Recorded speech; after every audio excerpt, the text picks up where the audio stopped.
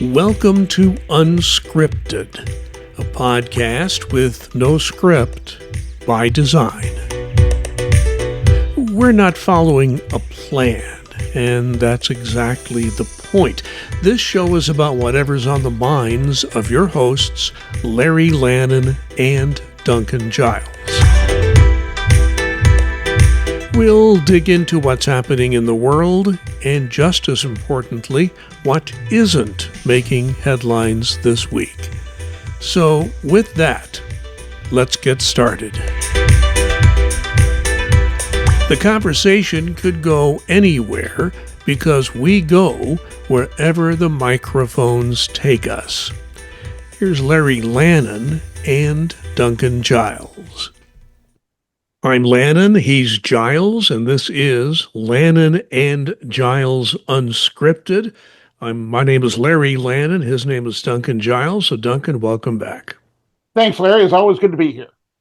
Well, I got a couple of things I want to talk about at the outset here. Number one, you're dealing with an old guy in his 70s here. Sometimes I do misspeak, and last week I made a pretty big error.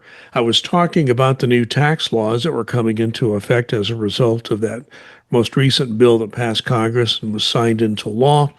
I meant to say 2025 and 2028. I said 2005 and 2008. So, Duncan, I was only off by 25 years. Yeah, I heard it and I was just letting it go because I figured everybody would know exactly what you're talking about. So anyway, with the... Actually 20 years.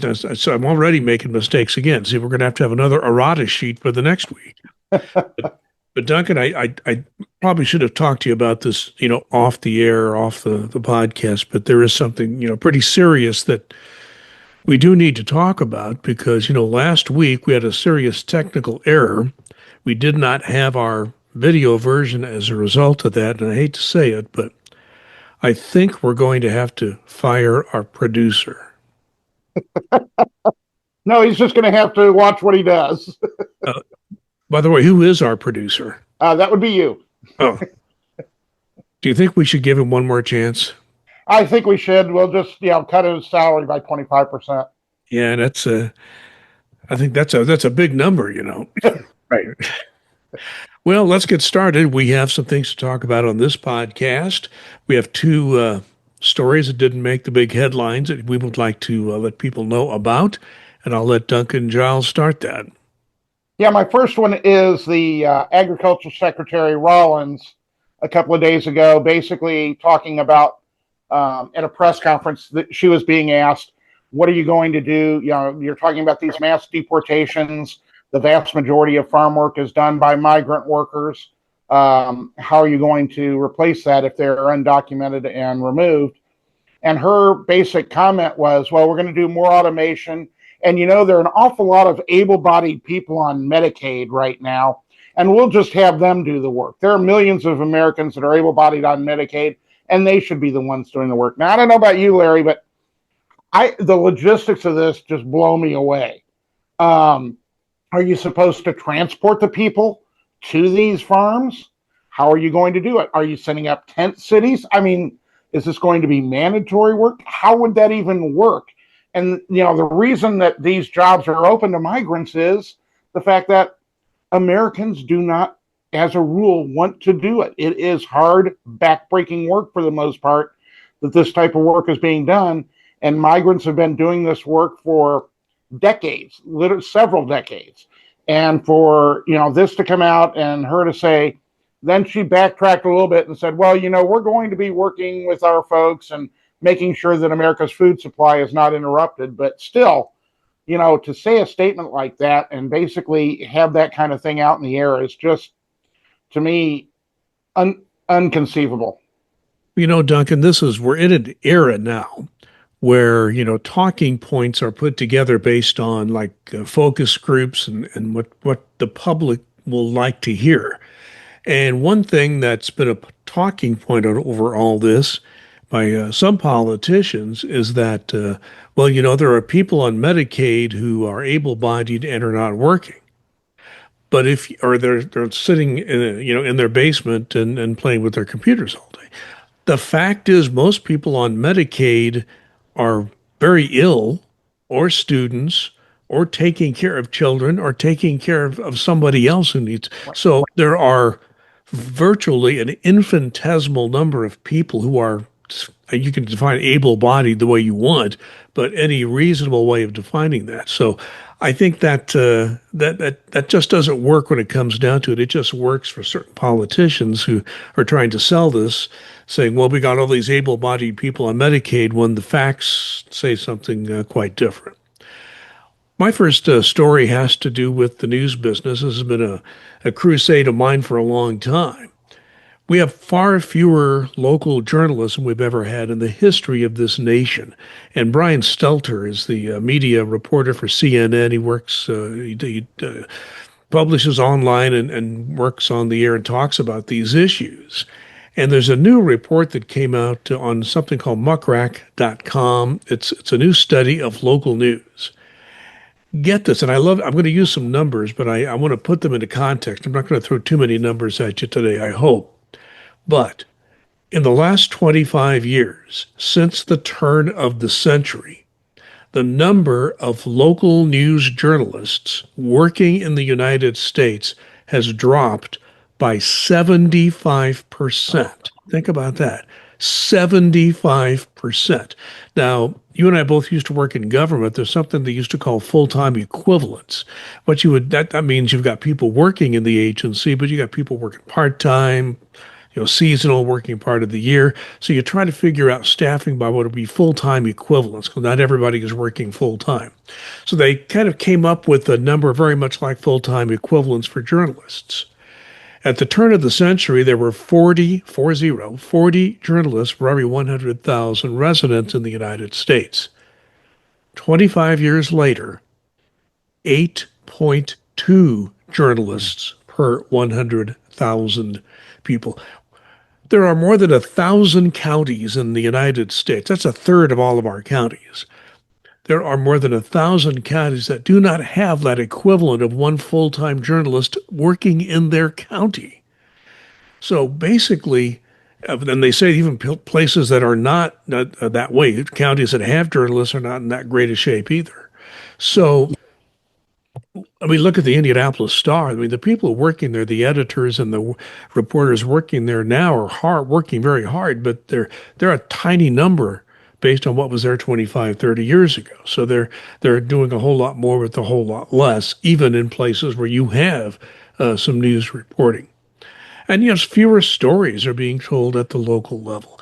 I think, Duncan, this is a big problem, and I've tried to deal with this. When I retired from government, I'd been a journalist in my previous life, and I volunteered to write a local news blog for the last 13 years. Even though I live in a metropolitan area, my suburb doesn't always get all the attention that it deserves.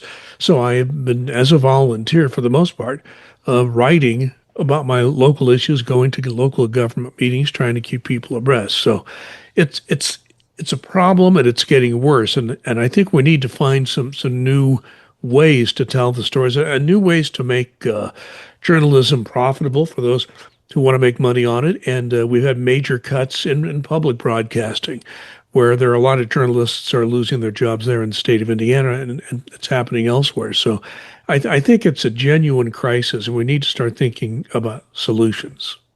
I couldn't agree more. First off, kudos to you on what you do for your city of Fishers, because I know from just seeing the comments from your posts and blogs and things of that nature that people really come to depend on you for the local news. A, you're unbiased. B, they're not getting it from any other source, and that's what's happened over the years. Once we had the advent of the internet, people started going, okay, I want to go to my computer at that time, and now my phone, to get the information. So the papers, the newspaper, the literal paper, has greatly reduced, and the organizations that own these newspapers did a horrible job at the start of failing to realize how big the internet was going to get and how they could monetize it, and then they've been playing catch up ever since. You and I come from an era, one of my favorite movies back when I was a teenager, and I read the book beforehand because I was fascinated by the whole thing, was All the President's Men. the film starring, Woodward and Bernstein, starring Hoffman and Redford. And, basically how they dug and dug and dug to find what was going on. And you're just not seeing that much investigative journalism anymore, partially because there are too few. And the other problem is these huge corporations now own these papers, and they're so intersected with government leaders and others that they don't want to embarrass them. So it gets squashed a lot. The Washington Post is a great example. We've gone from, tell Katie Graham she's going to get a body part squashed in a ringer if she prints that, to, their current owner basically saying, okay, I'm going to spike this story because I don't like the way it sounds. So it is a huge problem to me in getting out correct information to the people. And you take a look, people say, well, there's Fox News. Fox News proved, in a court case, they had to pay hundreds of millions of dollars because the vast majority of their programming is entertainment. It's not news. And that gets so intermingled anymore. We just need, as you said, we need to go back to finding ways to fund journalists so they can do these stories. And the cuts to NPR and other public broadcasting is not a good way to do that, because that's, again, some of the last bastions of people who are independent journalists. Yeah, and Jeff Bezos, who owns Washington Post, I'll give him credit for some things. He has kept his hands off the actual reporting. Now, where he has put his hand in is the editorial and the opinion pages, and he's been criticized for that. But some could say, hey, he owns the paper and that's his prerogative. But he has kept his hands off the reporting part. So for that, I will certainly give him credit. And there has been criticism that he's not getting a wide range of opinion. You can have your own views on that. And what's happening at 60 Minutes and CBS News probably is worth a whole podcast right there. Do you have one more? I sure do. There was a rule passed in last October by the Federal Trade Commission, basically saying that it has to be as easy to cancel a subscription, to understand that you're going to subscribe to something, or to stop an auto renewal as it is to sign up. This was something that was going to be huge, and it was getting ready to be enacted in just a few days. Well, Federal Appeals Court has come in and said, no, you can't do that, because of the fact that it's a technicality. Basically, there's a regulation. If it's going to impact more than $100 million, then it has to go through certain processes that this apparently didn't. FTC at the time said, no, we don't believe it's going to be a $100 million impact. The court says, well, we believe it will. I am very hopeful that this administration will go back, fine-tune these rules, because, I see it a lot with seniors, but people who are uneducated about the internet and about scams and things of that nature don't understand a lot of times when they sign up for something. It's almost like in darn perpetuity.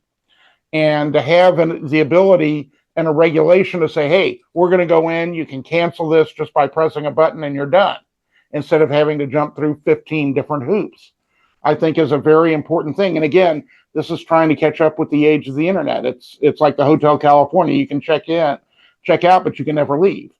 And so we want to make sure that, we have these types of abilities, and that's what the government should be doing, is protecting the interests of the people. And I think this is a very big one to try and make sure that this does get rectified. When I realized this was a big problem is when I found out that there are people who charge others a fee to go in and figure out a way to cancel their subscriptions. Why? why? I mean, if they want to make money doing that, but why do we need that? I think that makes the point. Duncan, you and I both dealt with something in our past lives of working, groups called performing rights organizations. I dealt with it programming radio stations. You dealt with it as a bar restaurant manager. Performing rights organizations, when I was in radio broadcasting, there were two of them, BMI and ASCAP. And those two organizations, and I'm not going to complain about that, because their job is to make sure that people who write music get credit and the royalties they are due. I have no problem with that. But since I've been in broadcasting, a new group came in, CSACs. There were three of them for a number of years.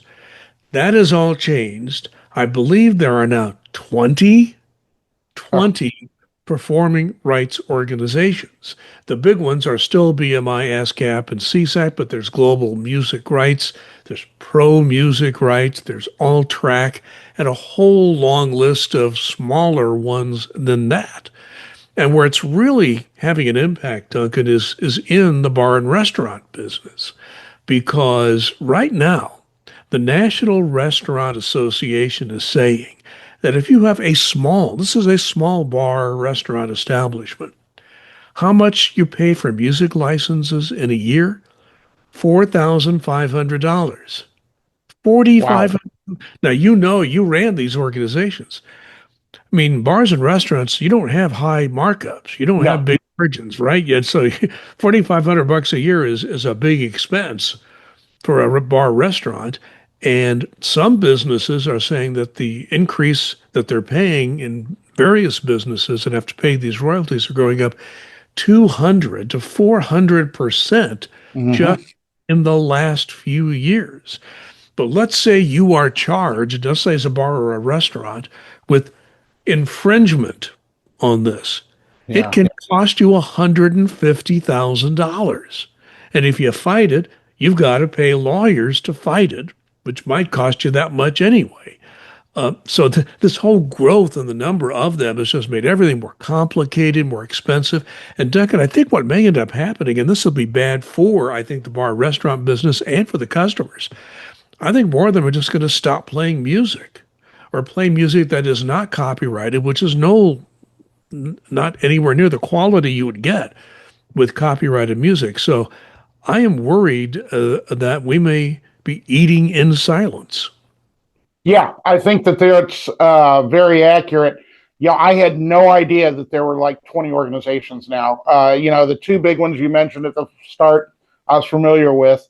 Um, yeah, because again, this is an internet issue because there are so many different people releasing them, not on regular record labels. They're going via internet streaming, those types of things. And so I guess there are different types to collect them. But these types of issues go way, way back. One of my favorite shows, and I'm betting when I mention it, it'll be one of yours as well. WKRP in Cincinnati. It was a great show, but they couldn't do reruns for so long because of the music that they played. And, getting the royalties for the reruns and things of that nature was hugely complicated. So if people think, well, this isn't a big deal, it doesn't impact it that much, it absolutely does.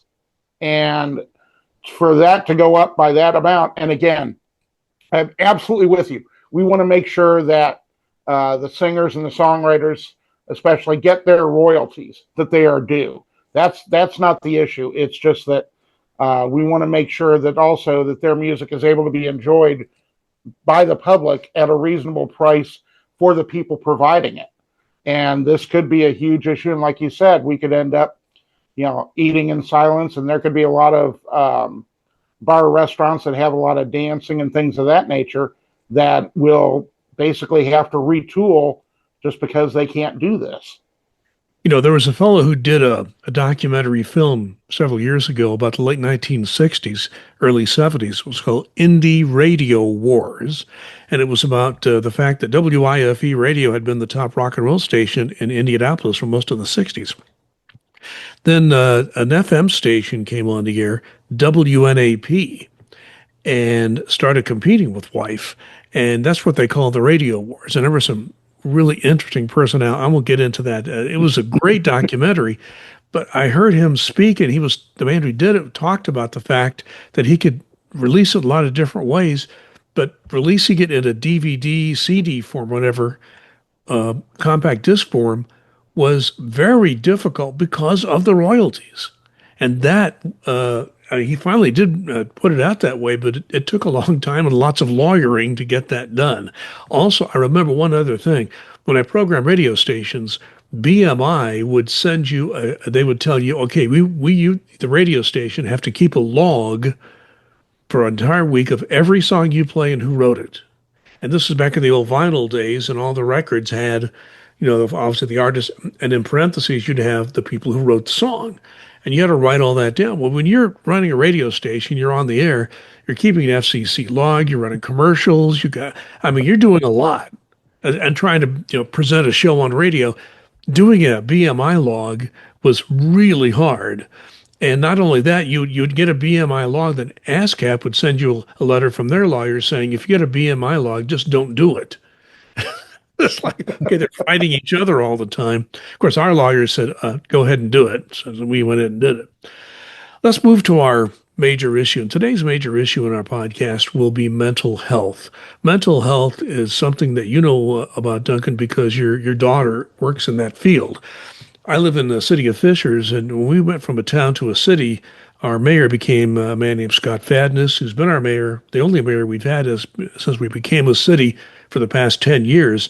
And his major issue all 10 years has been mental health, and he's worked on this very hard. So I hear about it all the time. We have at least an annual meeting on what's going on, and I heard a lot of disturbing statistics. And again, I'm going to throw some numbers at you, but I'm going to try to put them in some kind of context because millions of people are suffering from mental health. And I don't know about you, when you and I were young, there were a lot of mental health issues that were just ignored. Yep. A lot of people, and the idea was, okay, pull yourself up on your bootstraps and move on, get over it, move on. Well, we're finding out now that didn't always work so well. There are social, economic, and lots of other issues that come out of mental health. This is the number that I saw, and I went back and checked on it again, and it is a most recent accurate number. 1 in 5 Americans, that's about 58 million people, 1 in 5 Americans will experience a mental illness every year. Every year. So put 5 adults in a room, one of them probably has had a mental health issue in that year. This is really disturbing, and it's a statistic that just hits you right between the eyes. And there's a greater issue for those under 14. Half of those cases that are developed in mental health happen before age 14. I mean, growing up is hard enough, Duncan, but I'm thinking I probably had several mental illnesses before I was 14. I don't know about you. Yeah, it's one of those things, too. I think it's greatly increased, again, by the internet, which is a great thing to have, but also can present a lot of problems. Cyberbullying, things of that nature, what kids see now, I think contributes greatly to mental illness. And, as you and I both know, the stigma about mental illness for so long was just horrible. Again, pull yourself up by your bootstraps. You're fine. Go ahead. No, folks, I tell you from experience that your mental health is as important as your physical health. God bless people like you mentioned, my daughter, give her a shout out. Madison does amazing work with people, trying to help them diagnose what they have and the best way to go forward with treatment. Sometimes it's, sometimes it's going to be drugs that'll help a chemical imbalance in your head. Other times it's walking through the issues that you have to try and see where you can, help yourself to change behaviors, things of that nature, to basically help yourself. And it's not pulling yourself up by your bootstraps. It's getting the professional help that we need to have in order to, make yourself a better, happier, more healthy person, because the mind and the body do work together. Yeah, and I think that even though the stigma is not what it used to be, it sadly is still there, because another number that stuck out to me, 60% of people with mental illness receive no treatment at all, even today. So it's way more than half. And if you have a mental illness, only about 43% of adults get any kind of mental health care today. That was actually 2024, the most recent number we have. So we have real problems, and adolescents are a bigger problem. And let's say you have depression is ugly. I've known people that have had depression. It is an ugly, ugly thing, and it is an illness, mental illness. But I think it comes out most of the time. It's an imbalance in your body. It is a chemical imbalance in your body, and medical science is getting better. It's kind of like, Columbus going on the Mayflower, not the Mayflower, but Columbus trying to go, not knowing where he's going to go in his ship because, we're trying all sorts of things medically, and sometimes it works and sometimes it doesn't. And sometimes a physician or a mental health specialist will just try different drugs to see what will work or different treatments that will see what will work because not the same thing works for everybody. And that goes with medications and just other types of treatment. But if you do suffer from depression, roughly 88% of these people have real difficulties at work, home, and socially. You can imagine that. And I don't know about you, but this also has an impact on substance abuse because a lot of people with depression, they don't get treated, so they self-medicate. Yep. Then they end up with substance abuse problems. Here's a statistic it surprised me, Duncan. Tell me what you think, because I did not expect to see this. Women experience depression at about twice the rate of men. I did not know that. I didn't know that either, but unfortunately, it doesn't surprise me. With women, they have a lot of unrealistic expectations put upon them. And then you get into things like body shaming, things of that nature that has gone on in our culture for way, way, way too long. And so that does not surprise me. And it can start at a very early age. And once it does, it is tough to basically play catch up with that. And, circumstances can play a part in it as well. I know and I see online, I belong to several different types of forums for federal employees who've lost their jobs through no fault of their own. This morning, they're expecting, more than 1,000 folks from the State Department to be told, sorry, you have no more job. We're basically eliminating it. And that absolutely can send you into a spiral. So, even if you're on the edge with an imbalance, something like that can definitely push you over. So it's something where, we need to be more respectful of people who have illnesses, make sure that they can get the treatment that they need. I am very happy that most insurers for businesses are now doing more and more for mental health visits as well as physical, covering that sort of thing, because it's absolutely needed. When I talk in generalities with Madison about some of the issues that she encounters, it's just heartbreaking sometimes to hear about this stuff, and the work that she's doing to try and help these people get out of a pit that they're in through no fault of their own. Like you said, the chemical imbalances, things of that nature, or the issues that they've had, traumatic issues that they've had in their youth that have never gotten resolved because they were told to pull themselves up by the bootstraps and go on. So it's just a combination of factors. But yeah, women being depressed more than men. I think also you have a lot of men who may be depressed who don't want to admit it because in our culture, again, is it shameful to admit that could be suffering from depression? Well, just shake yourself out of it and get up and go on. No, that's not the answer. Duncan, there's been, this will be the last statistic I'll throw out on this at the moment, but there was a worldwide study recently done, and the worldwide study came up with 800 million people suffering from mental health problems around the world. And of those 800 million, 322 million suffer from depression.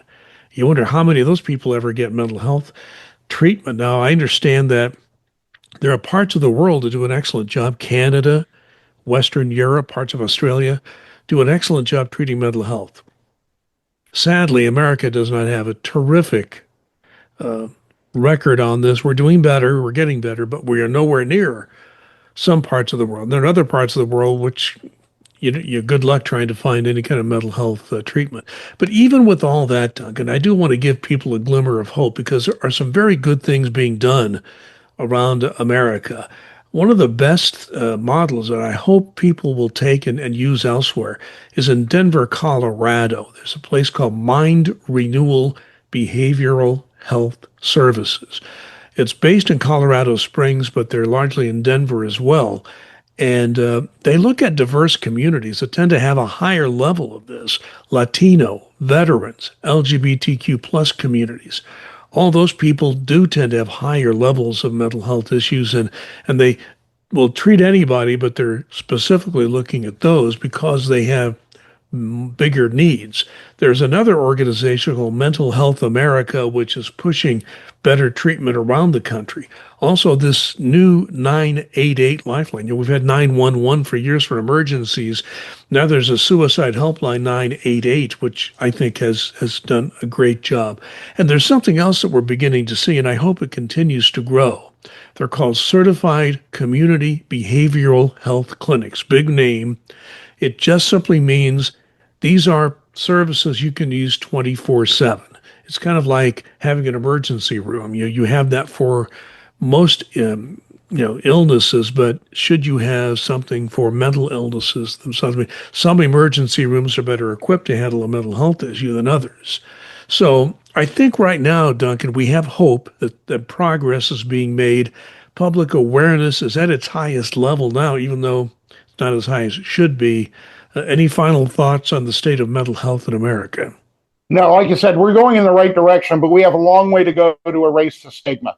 And, that was one of the things that I really loved about the Cold Slate owner, Jim Irsay, who would basically say what's on his mind, right or wrong. God bless him. He would have said what's on his mind. And one of the big things for him and the Indianapolis Colts organization was, stop the stigma. And basically it was Jim realized he had mental health issues and he wanted to make sure that other people got the attention and got it addressed.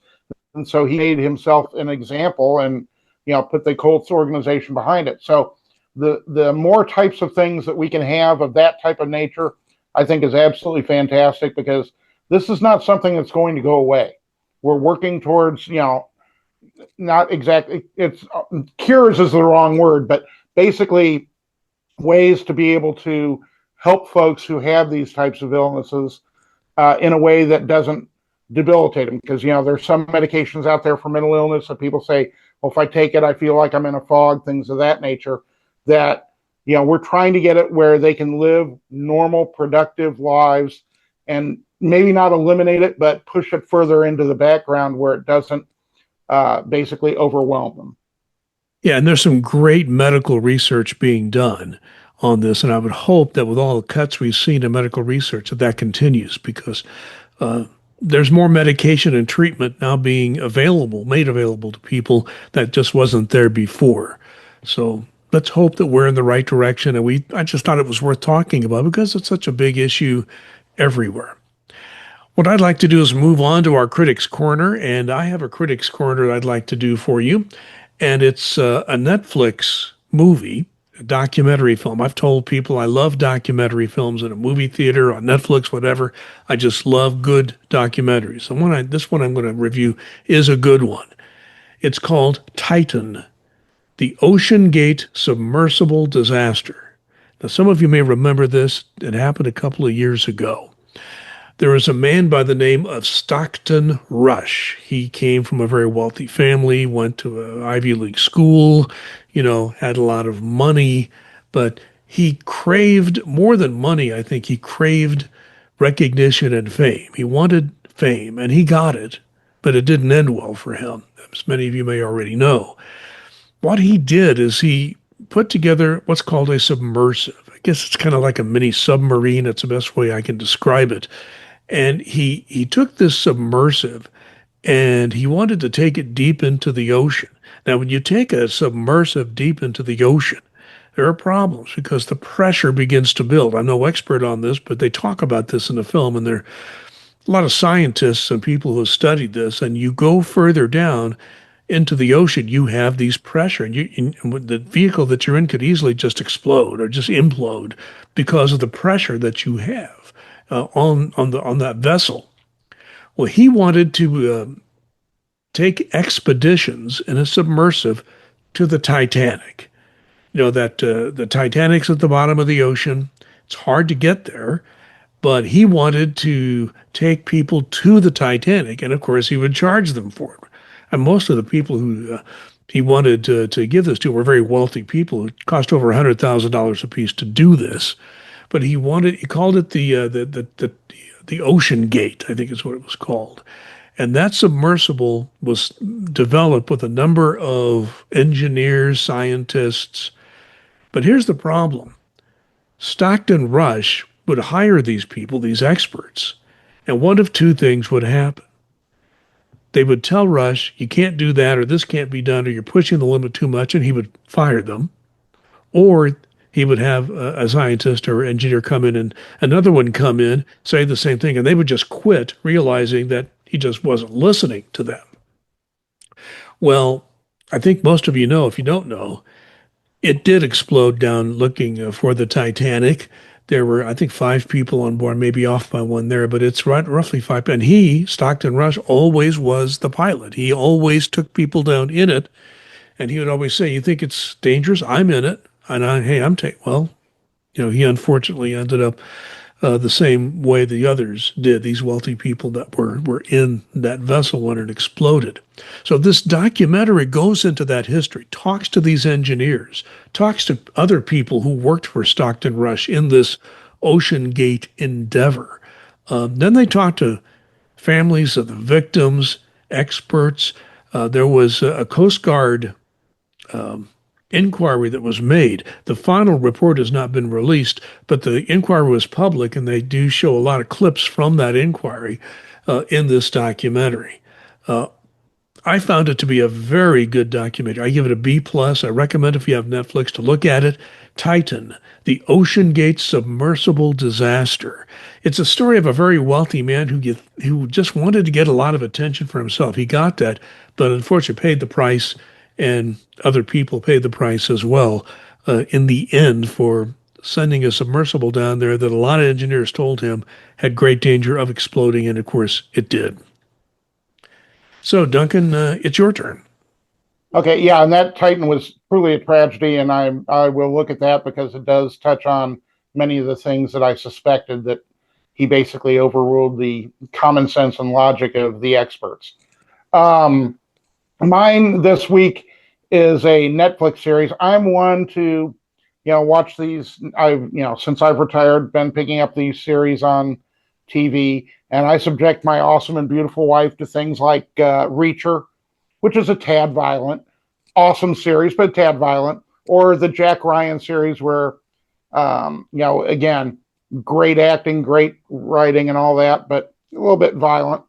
So I decided to try and pick out something a little bit lighter, so Kim could enjoy it a little bit more.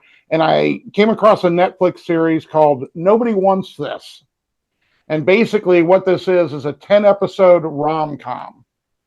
And it allows, normal rom-com is, pretty formulaic. And this is to a degree, but because it's over 10 episodes, you get to be more into the characters. They get to be developed a little bit more. One, you think, oh, he's just a buffoon. Well, it's a little bit deeper than that. Or, the sister who's just, this way or that. No, it's a little bit deeper than that, too. They are going to do a second season of it. The first season did not end on a cliffhanger per se, but basically ended up like a lot of relationships do, basically. And I don't want to spoil any endings, but it's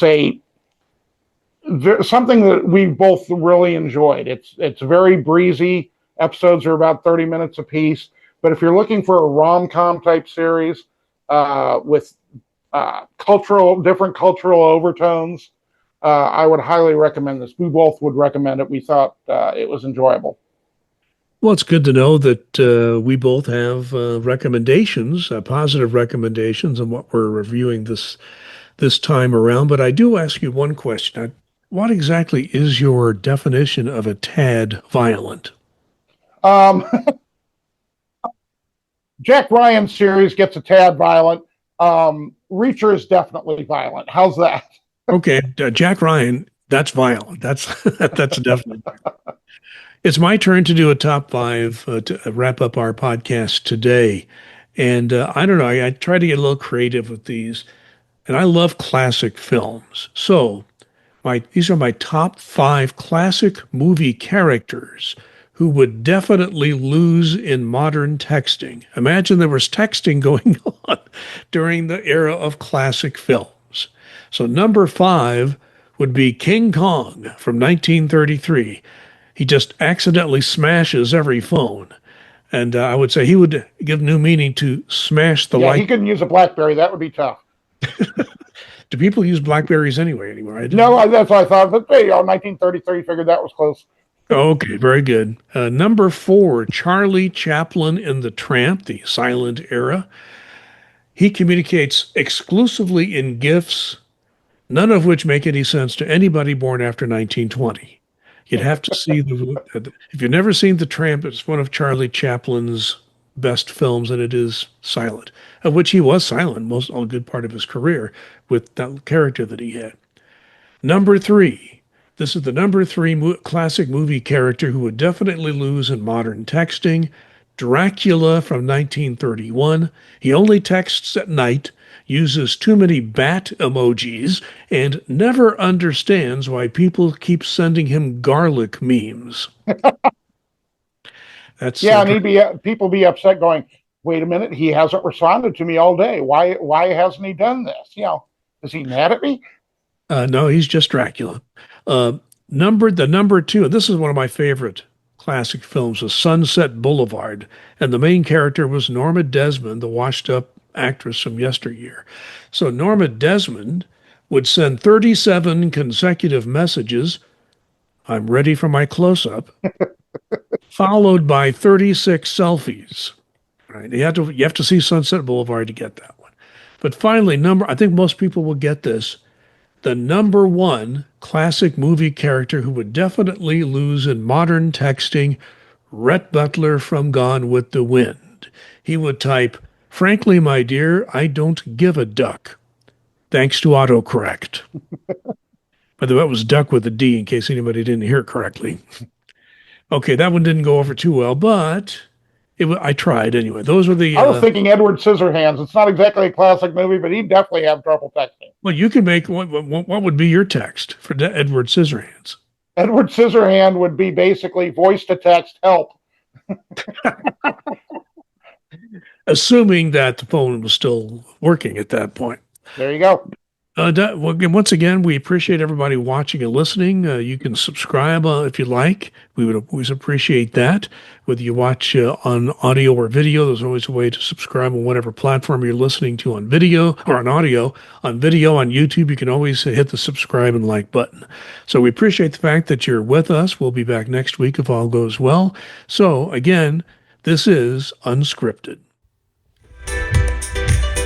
We have one ask for you as the audience. Like and subscribe to this podcast. We appreciate it. Duncan and Larry will be back soon with another episode. In the meantime, this is Unscripted.